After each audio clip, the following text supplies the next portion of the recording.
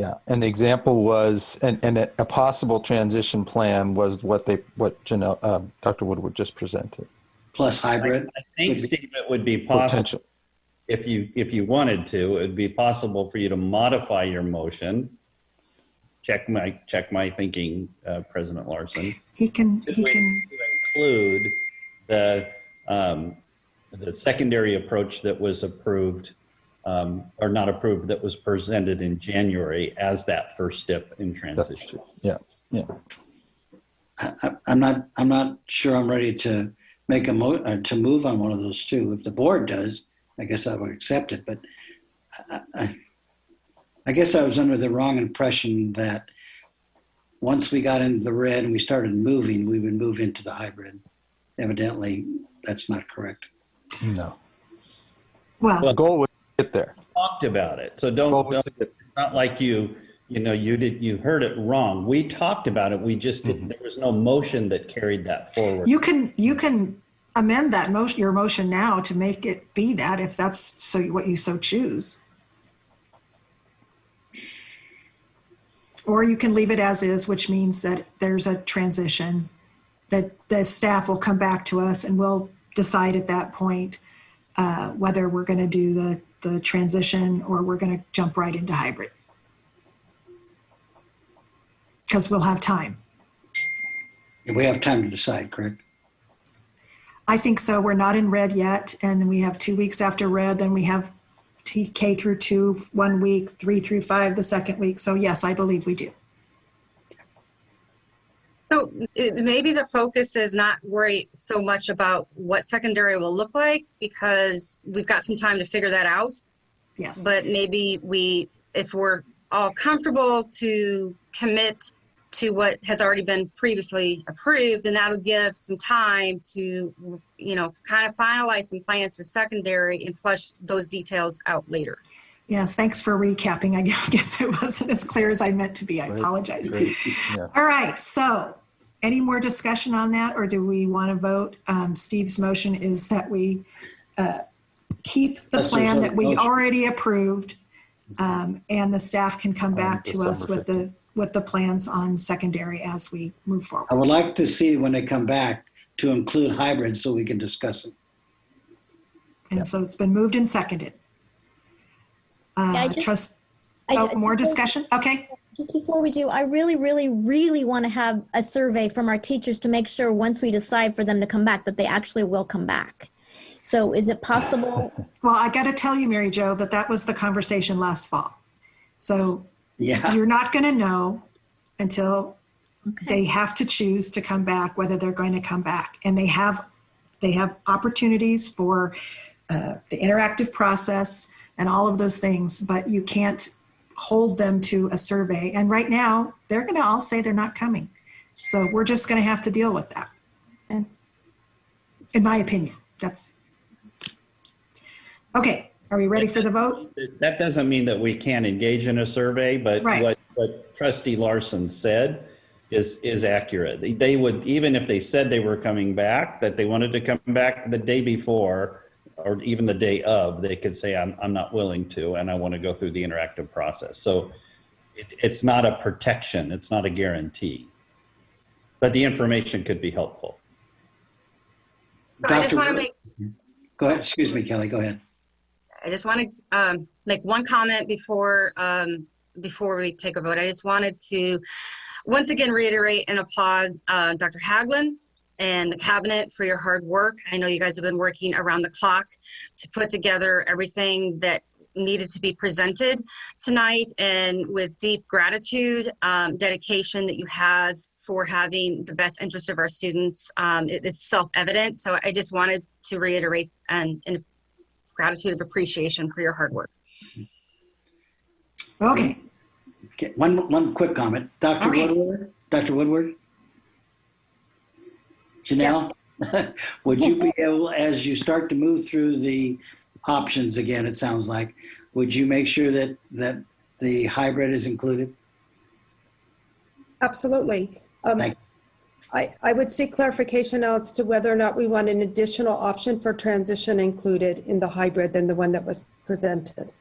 I would think all options are good. I mean, then we could look at them, discuss it, and Thank you. figure it out. And I second Trustee McCaughey's Comment. regarding how everybody has worked hard. And I don't want to forget to say the teachers, because I know the teachers have been working hard and tirelessly, and I want them to feel confident and safe, because that's what's hanging over our heads. So I want to make sure to mention them as well. Thank you. Okay. All right. So it's been moved and seconded to keep with our previously approved plan of starting our opening process once we are in the red tier for 10 days, 10 working days. Trustee McCaughey. Aye. Trustee Maher. Aye. Trustee Miller. Aye. Trustee Carrion. Aye. Aye as well. Okay. Thank you guys very much for hanging in there. And I appreciate that, we're not accepting staff's recommendation. And I hope you understand. I hope the staff understands that although we didn't accept your recommendation, we appreciate the work that went into it. And we appreciate the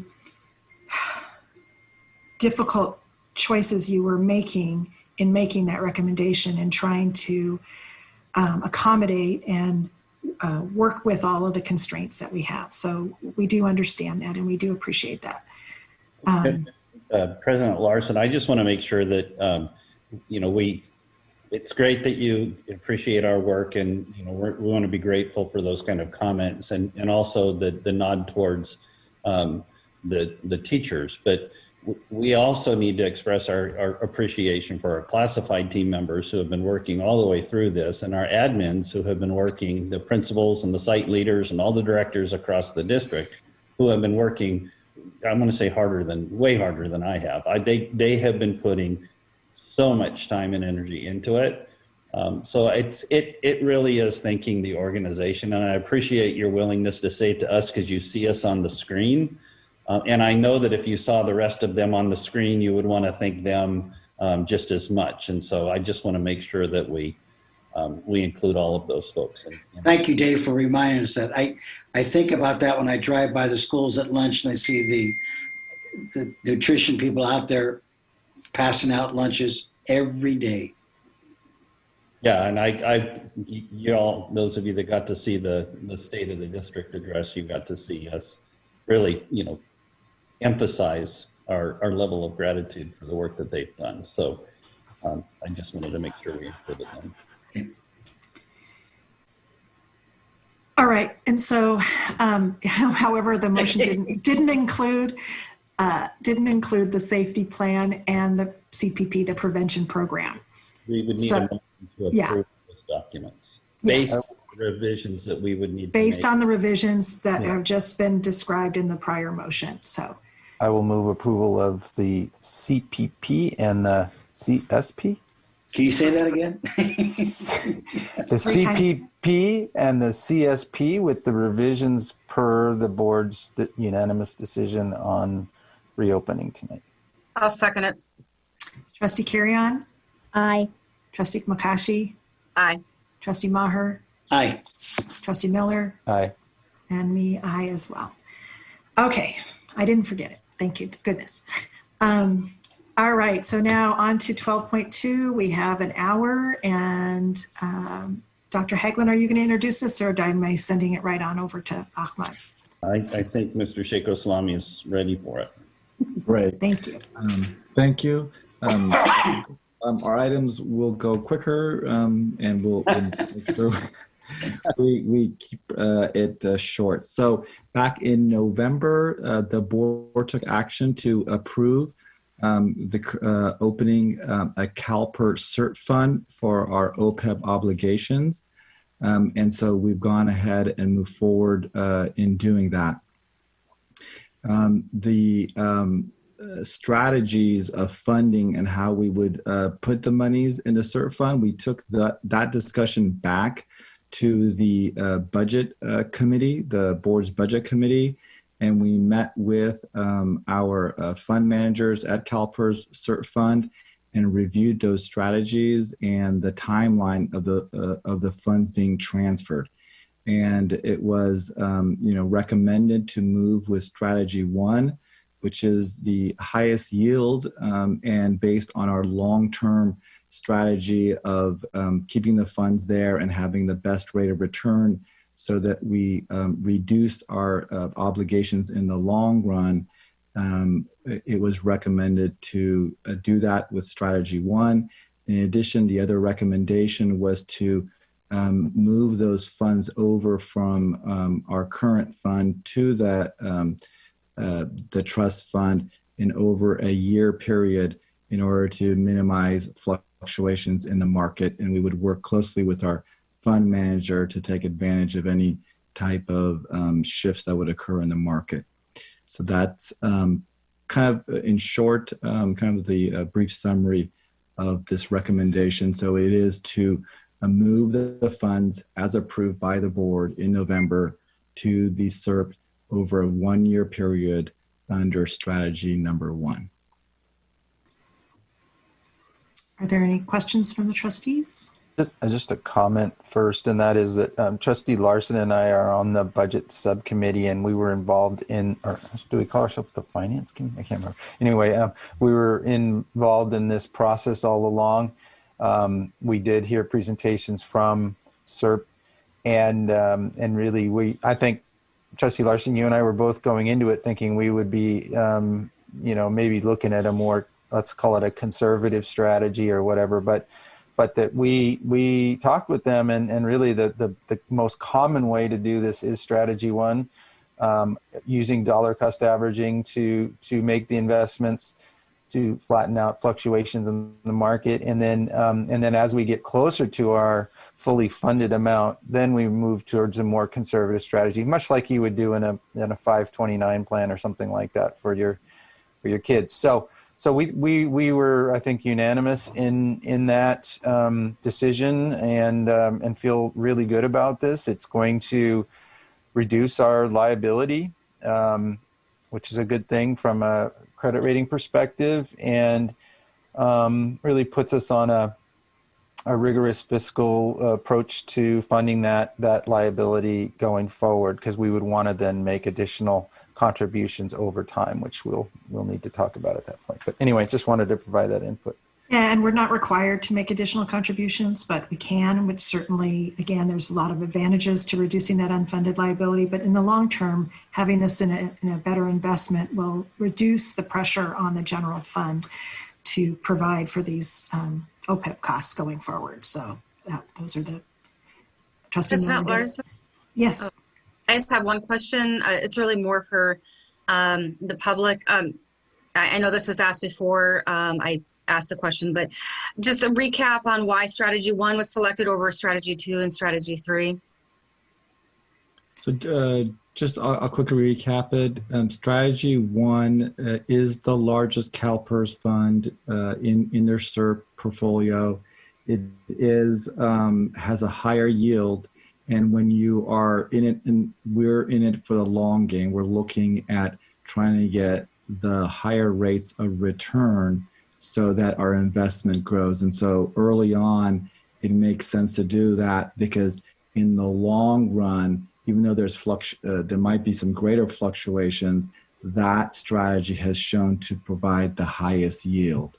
And so most public agencies go in with that strategy, and as they get closer to meeting their kind of target, reductions in their liabilities, then they start to maybe move the funds into a strategy 2 or 3 that have less yield, but are a little bit more conservative in their funding approach, in their strategy. Okay, so thank you. So to clarify something that you just mentioned. So it could be revisited at a later time to adjust to strategy 2 or strategy 3 if it deemed fit, correct?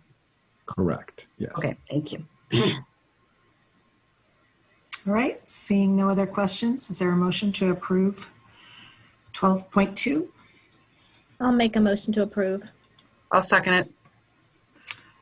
Any other discussion? Trustee Miller? Aye. Trustee Carrion? Aye. Trustee Maher? I see your mouth moving. Thumbs up. Let the record reflect he's doing a thumbs up.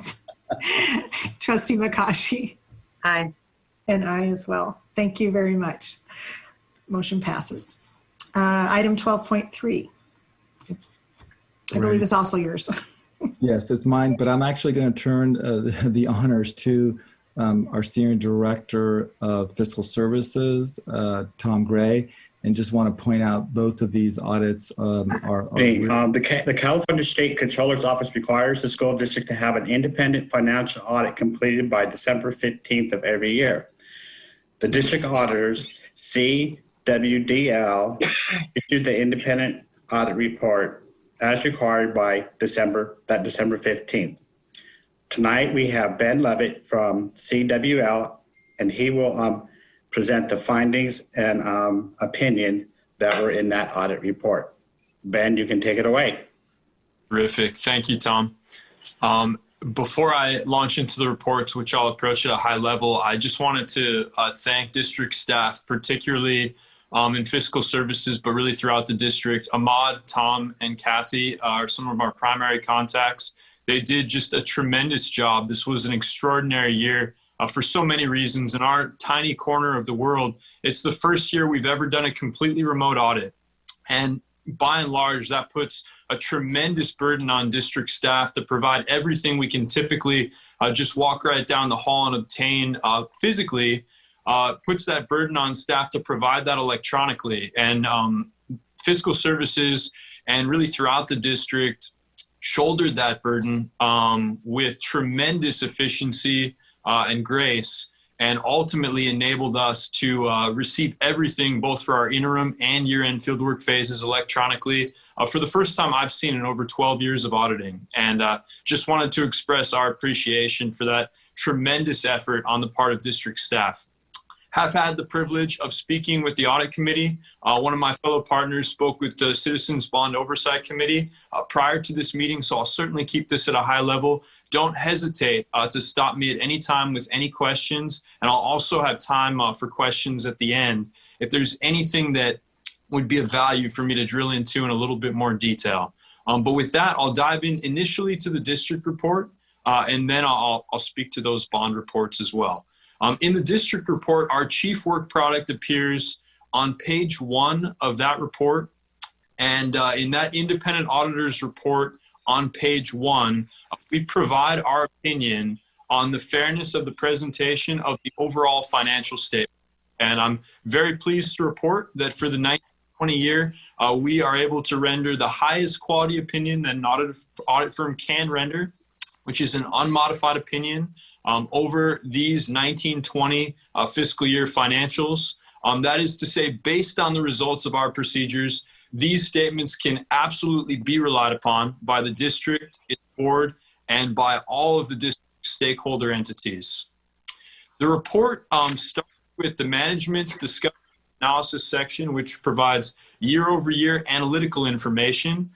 From there, the report goes into the core financial statements, which show the district's balances as of June 30, 2020, as well as the results of activity for the year ending June 30, 2020. Following the core, the report goes into the notes to the financials, which provide additional detail on the core, and then into the required supplementary and supplementary sections, which provide additional schedules and information required by both the federal and state governments and various accounting pronouncements. And following those sections, we get into the other independent auditors' reports, of which there are 3, and they begin with our report on internal controls and controls over compliance. And so going to that section on page 70 of the report, we provide our opinion based upon our control testing, which primarily occurs in the earlier part of the year. And this is a very common area to become aware of exceptions, control deficiencies, or any gaps in the district's control environment. Very pleased to report in the 1920 year, a challenging year by way of controls, just based on all of the things that needed to change in light of the pandemic and shifting operations, there are no control exceptions noted for 1920. So a clean report over internal controls and controls over compliance as of June 30, 2020. The next opinion, beginning on page 72, is with respect to federal compliance. You may recall there was an exception to federal compliance in the prior year, and I'll speak to that at the end of this report when we provide that follow-up on. Was there a question, sir? Oh, sorry, I thought I heard something. We'll provide that follow-up on any comments from the prior year. But suffice it to say, in the current year, we noted no exceptions over federal compliance. So based on the results of our testing over federal programs, major federal programs for the 1920 year, there were no either significant deficiencies or material weaknesses with respect to federal compliance. And then the third of those three other independent auditors' reports, beginning on page 74, concerns state compliance. There are a number of procedures that were required to perform under the annual updates to the state audit guide. Those are actually enumerated beginning on page 75 and then rolling on to page 76. We do note two exceptions to state compliance, and I will speak to those exceptions in the very next section, findings and question costs.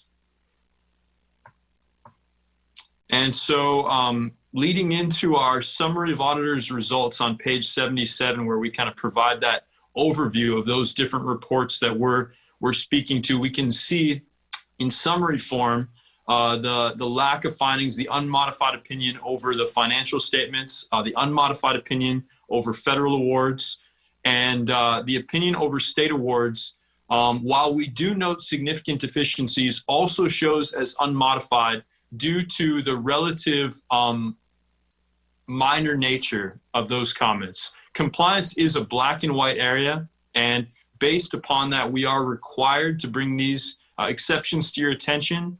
Nonetheless, some compliance items are more significant than others. These both fell under the threshold, requiring us to modify that opinion. As a result, the state compliance opinion is unmodified as well. And so those exceptions appear beginning on page 80, the first one being finding 2020-001 pertaining to the apprenticeship program. Apprenticeship is a really exciting program at the district. The district has some outstanding partnerships with outside entities that provide students the ability to learn really valuable trades and kind of get that head start into the working world. It requires a massive amount of coordination between the district and those outside entities. And going into 1920 was somewhat of a perfect storm.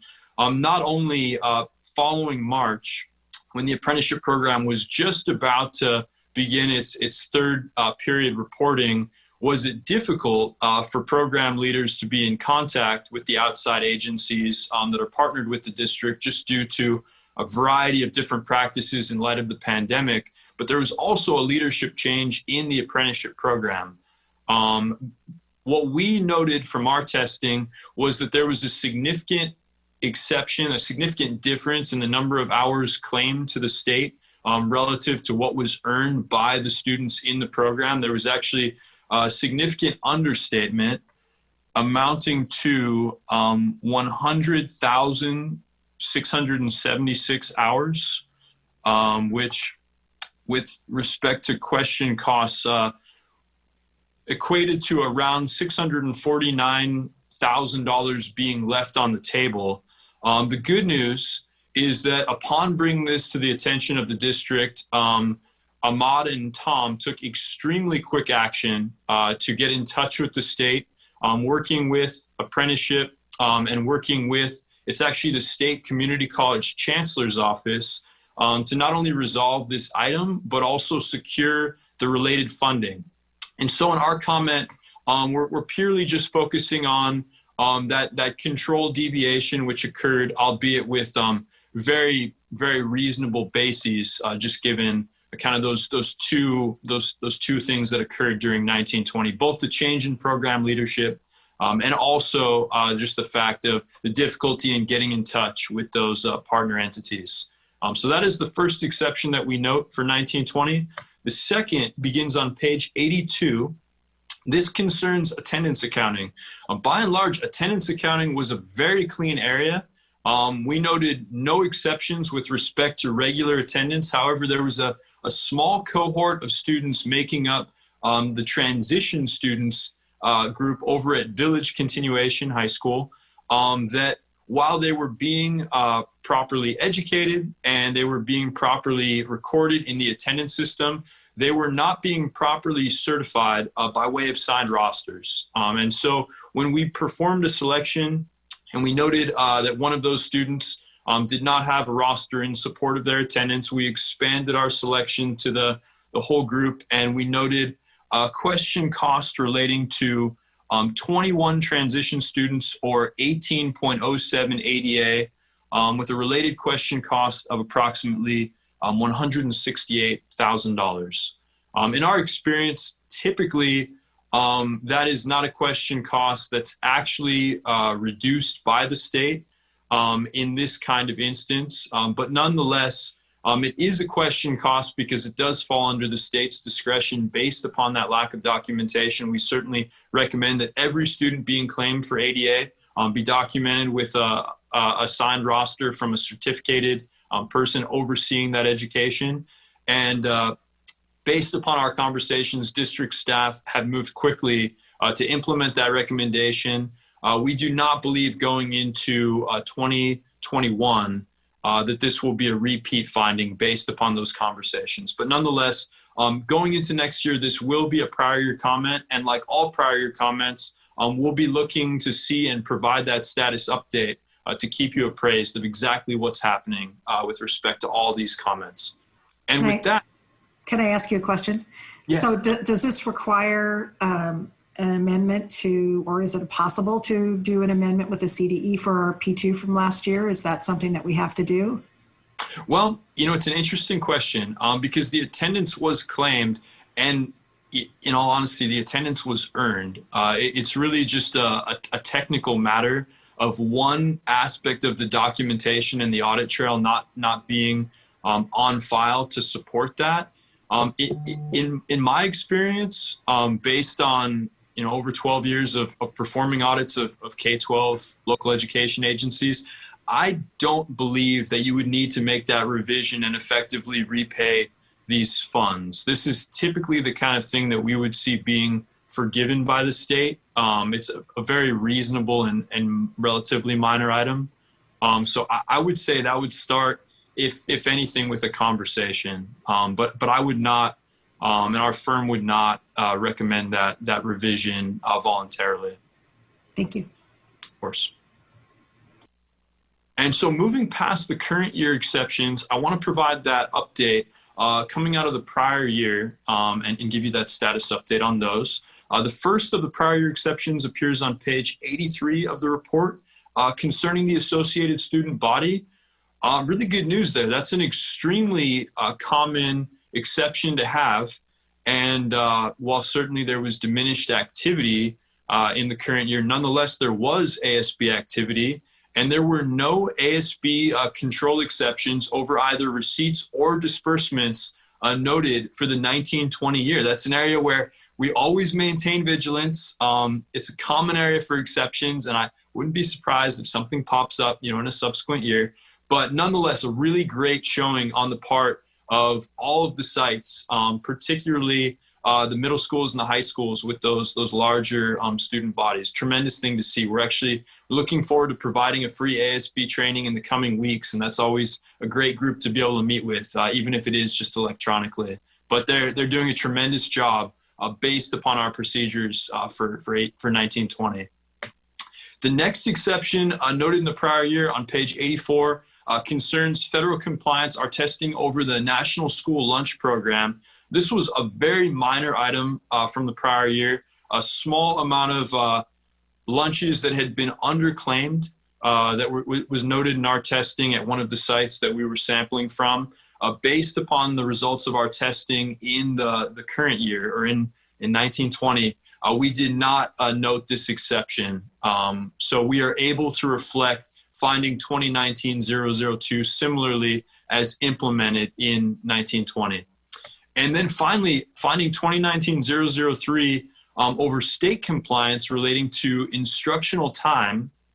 This was a comment pertaining to instructional minutes. There was a very, very small exception relating to instructional time, which we noted at Amador Valley High School. We made the recommendation that the district ensure compliance with instructional time going forward, and happy to report, based upon our testing over instructional time, always a key area in the state audit guide for the 1920 year, there was no exception over instructional time. This recommendation was fully implemented for 1920.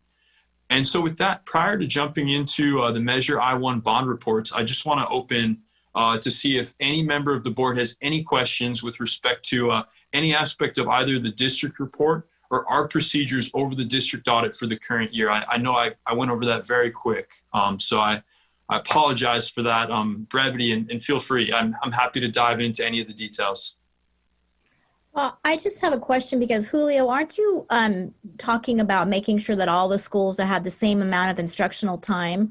But according to this, it said that they're all fine. Did I miss something?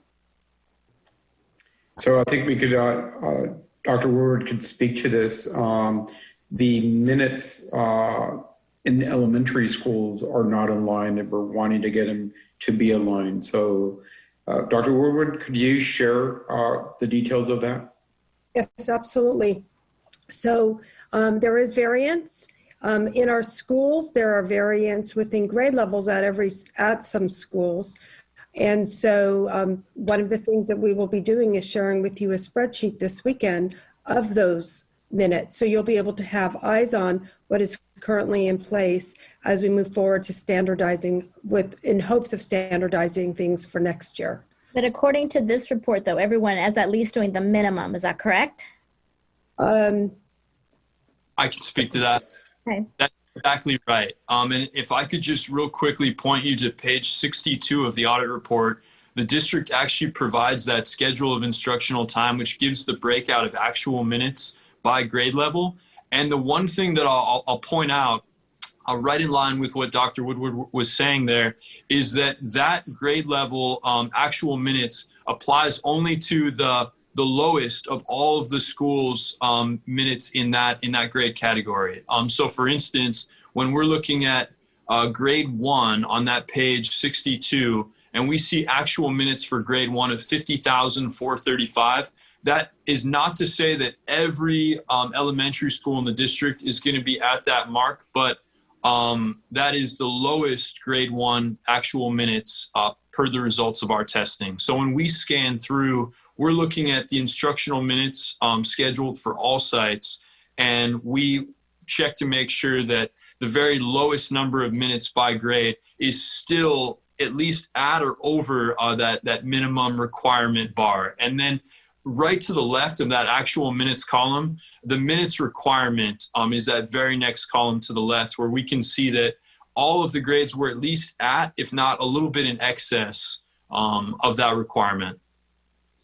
Okay, thank you very much. Of course.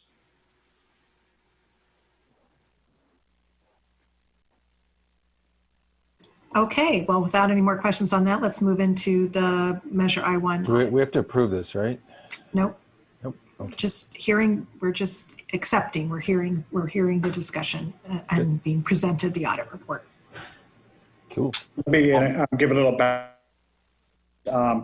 The next two audit reports that Ben will introduce is for the bond audit, because in November 7th, 2000, the Californians approved Prop 39, and that when we passed our bond, we fall under that Prop 39, so we have to have a audit performed specifically on our bond fund. So and there's two reports that for the state compliance on that, And Ben will talk to us about those two reports. Yep, that's exactly right. Thank you, Tom. So of those two reports that Tom mentioned, we've got the bond financial statements and then the bond performance audit. I'll start by jumping into the financials, and then I'll go right to the performance audit from there. The financial statements for Measure I-1 are going to begin by providing a little bit of the history, or actually a little bit of information on the CBOC, the Oversight Committee over Measure I-1.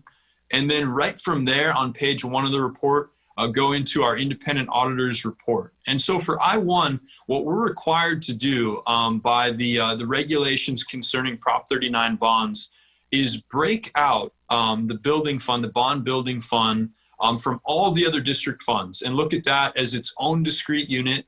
And so in this report, we're opining on the fairness of just that, just the portion of Fund 21 that relates to Measure I-1.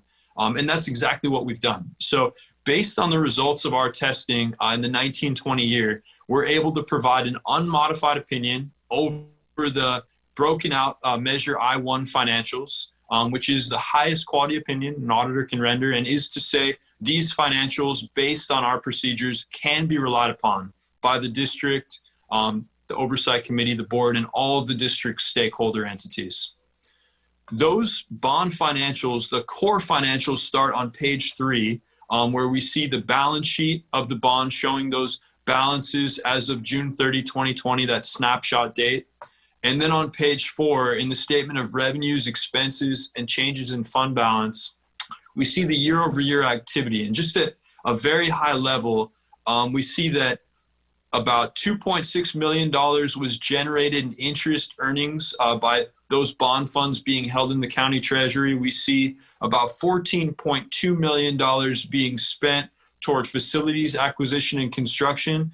And we see the issuance of a bonded debt of $90 million coming in, clearing up additional funds for subsequent years' expenditures. So a net increase in the bond fund balance, as we would expect based on such a significant issuance of debt, ultimately changing that ending bond fund balance from beginning of the year, $47.87 million, to ending the year at June 30, 2020, with $126.049 million. Following the core, the notes to the bond financials, just like with the district auditor, are going to give some additional detail on the balances contained within the bond core.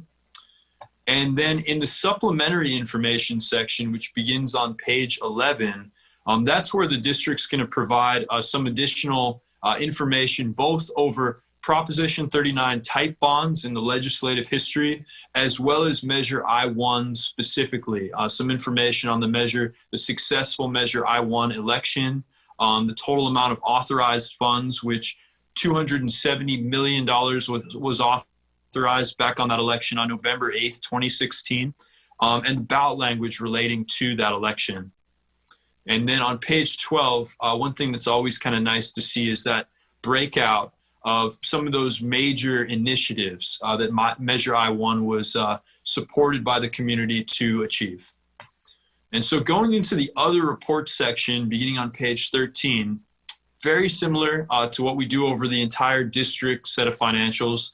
For Measure I-1, we're also required to provide an opinion over internal controls and controls over compliance. It's the single most common area to have an exception with respect to a bond program. If there was any significant or material deviation in the bonds control environment, this is where we would note that exception and bring it to your attention immediately thereafter. And pleased to report for 1920, we note no exceptions to the internal control and control over compliance environment for Measure I-1. And so as a result of that, in the findings and question cost section, beginning on page 15, the best thing you could ever hope to receive from an independent auditor, a blank page concerning that page that would otherwise have a finding had there been an exception noted in this year. And then when we go on to page 16 to check up on the status of prior year exceptions, we note similarly in 1819, there were no exceptions which were required to put onto these financials and bring to your attention relating to Measure I-1 for that year either. So an excellent, clean report, an entirely clean financial statement report for Measure I-1 for 1920. And just going into the related performance report then, this is a smaller report, and it's very singular in focus. Unlike pretty much any other independent audit, the performance audit is only really asking one question, or seeking to maybe answer one question, which is, were all expenditures out of Measure I-1 in the current year spent in full compliance and in alignment with the ballot language, with no expenditures to be put toward teacher administrator salaries not related to the program. We perform that attest work by, if I could just direct your attention to page 4 of that report, primarily an expenditure sample. We conduct bid testing, we do virtual site walks, we have interviews, but principally we have a very large raw expenditure sample. In the 1920 year, that sample consisted of over $9 million of expenditures, from large all the way down to very small dollar invoices. Based upon the results of those procedures, we note no exceptions to performance for Measure I-1 in the 1920 year. So when we go back to that opinion page, on page 1 of the performance report, we're able to provide an entirely clean, unmodified opinion over Measure I-1 performance based on our procedures from 1920. And with that, I want to open for any questions any member of the board may have on either the financial or the performance Measure I-1 reports, or any of our procedures over Measure I-1 for the 1920 year. Are there any questions? I would just like to say congratulations to the staff. That's really amazing. And the work of the CBOC as well. Just that continued focus, laser focus on these issues, showing our community that, in fact, we are honoring their vote and their wishes with what they approved for Measure I-1, and that the financial controls over our bond program are sound, and that's just awesome. I really want to congratulate you for a job well done. Yeah, I second that. Great job. Thank you. The team has done great work. All right. Well, with no questions, thank you, Mr. Levitt. That was thorough, and we appreciate the reports. My Thanks for pleasure. staying up for us. Yeah, thank you. Yeah, I think the audit reports are always at the end. Sorry. Yeah, That's a very interesting meeting. You're very kind. yeah. Okay, we've made it to the end of the evening, to the point where we will have any board reports or requests of the board. Does anyone have anything to report on tonight? I just, real quickly, I was at the Tri-Valley ROP board meeting yesterday. Trustee Mukashi attended as well, so got to see what's going on there. Nothing too earth-shattering there. It's just we got a nice report on Middle College and how well that's doing, and how they choose students and how many and all that kind of stuff. So it was really good. But no actions on our side. Okay. Are there any board requests for possible future agenda items or reports? Well, I'm just wondering how secondary grading is going for the second time. I mean, are there meetings scheduled? Yes, we'll have a board report for you this weekend. Perfect. Thank you. And Dr. Woodward, have you made any decisions regarding the volunteer community for seniors? You had mentioned in your weekend report. Oh, for the community service? Yes.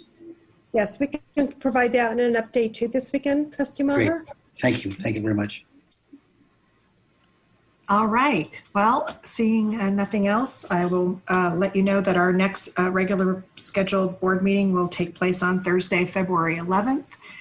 And with that, at 11:40, we are adjourned. Stay healthy. Have a good night. Everyone. Thank you. Thank you.